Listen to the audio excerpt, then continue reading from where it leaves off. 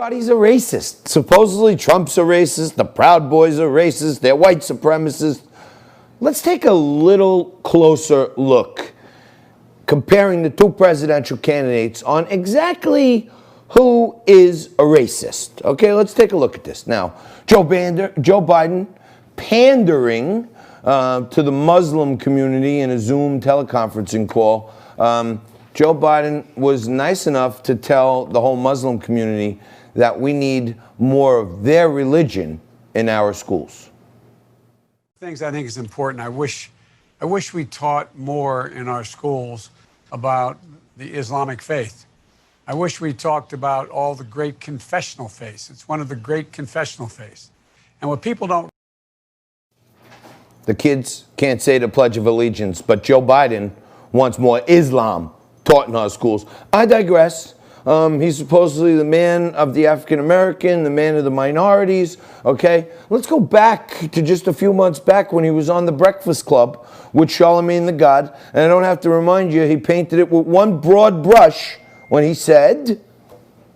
You got more questions. You got more questions, but I tell you, if you have a problem figuring out whether you're for me or Trump, then you ain't black. They don't have nothing. And if that ain't enough for you to talk about racism from Joe Biden, let's not forget about when he compared poor kids and smart kids. We have this notion that somehow if you're poor, you cannot do it. Poor kids are just as bright and just as talented as white kids. Poor kids are just as smart and talented as white kids. Poor kids, white kids. Black kids, white kids. That's what he's really saying. And he said a lot of other things. He doesn't want his kids going to school in a racial jungle. I can go on and on, but just for the exclamation point, the little cherry on top of the whipped cream, when he was talking just yesterday about why he was able to stay hiding in his basement, Joe Biden said this. Because the American public, the blinders have been taken off. They've all of a sudden seen a hell of a lot clearer. They've seen, geez, the reason I was able to stay sequestered in my home is because some black woman was able to stack the grocery shelf. Some black woman had to stack the grocery shelves. Had to be black. You don't got no white people doing stupid jobs like that, like stacking the grocery shelves. There's some black woman is over there stocking them shelves. Come on, you ain't black. You ain't voting for me, you ain't black. That's what Joe said. Well, let's not forget when he pandered to the Latinos, he walked up on stage playing Despacito on his phone. I mean, this guy has stereotyped more people than probably all other racists combined. And yet they want to keep telling us he's doing so great. You know, I went back into the Wayback Machine and I started looking at some news articles from like 4 years ago at this time. You know, like when Hillary Clinton and Donald Trump were neck and neck, they were right down to the finish.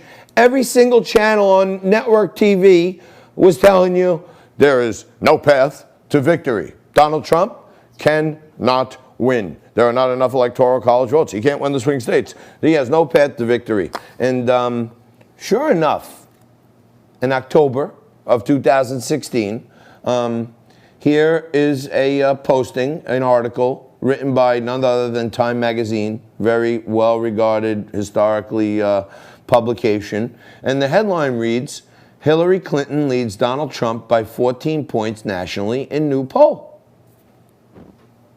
Wait.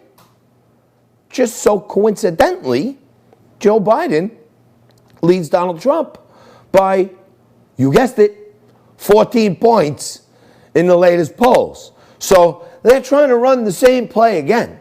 And I talk to you about this all the time. I'm a football coach. You run the play, you get 4 yards, you run it again. You get 4 yards, you run it again. And you keep running it till the idiot on the other side makes an adjustment to stop you. I don't care if it's boring. You do what works. They're trying to run the same play on us again by convincing us that there's no way Donald Trump could win by using the same exact headlines. Joe Biden leads by 14%. Silent majority is crushing it right now. Trust me when I tell you. I do want to backtrack to approximately 12 months ago. My dear friend, one of my good mentors in life, Dr. Patrick Byrne, the founder of Overstock.com, he came on our show, and he divested himself from Overstock. He sold all his shares. He moved out of the country because he thought that the deep state would take some action against him for what he was about to reveal. He went to Bob Barr. He went to Durham. He spoke to them all. And apparently, you got to go to this website and read the article, because I'm telling you, it's 100% fact, okay? The website is called Deep Capture, www.deepcapture.com, okay? There is a list of stories there by the one and only Dr. Patrick Byrne, okay? One of the most brilliant men I've ever met, one of my mentors in life.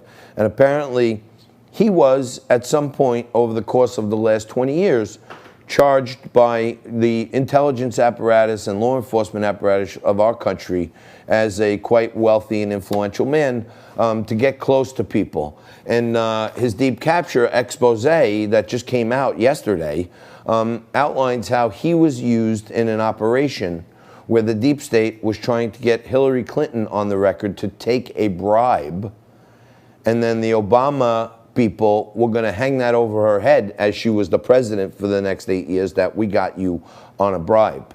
And when that investigation started and they were using Patrick as an asset to get closer to her, to try to get the bribe to her, he started realizing that he was actually being used in another way. And when they found out in that investigation, you got to read this. I'm telling you, it's fact. I don't know why it's not all over the place today, other than the left-wing media can't admit to this stuff.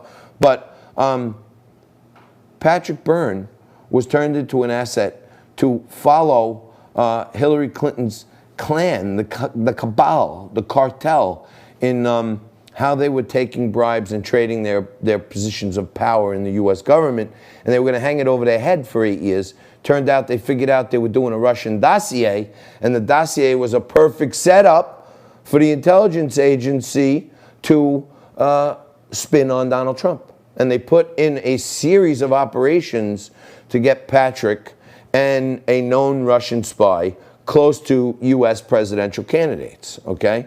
And in one instance, I know now, I didn't know then, but I traveled to meet with a U.S. presidential candidate with Patrick, who at the time was a U.S. intelligence agent, and Maria Butina, who was allegedly a Russian spy, and the three of us traveled by helicopter to go see Chris Christie in New Hampshire. So all of this is laid out that Patrick Byrne is alleging, under the power, I guess, under the potential punishment of getting arrested and thrown in jail, potentially killed by the deep state, that he ran a operation on James, as he calls him, Cardinal Comey, and John Brennan, who he says were putting this operation in place to actually snaggle Hillary Clinton and then Donald Trump with the intel from Hillary Clinton. And the recently declassified and now redacted notes from John Brennan